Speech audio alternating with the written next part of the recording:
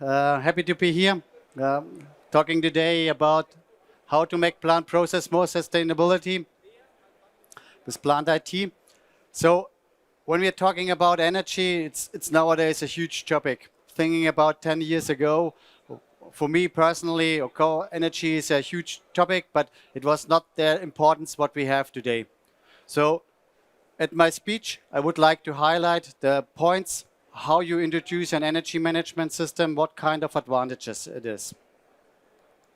In regards of the current situation, and we see the energy crisis is all over, it's not only about the situation in regards of our environment, but as you can see here at the graphs on the right side, of course, we all know that the development of the population in the world is increasing quite fast.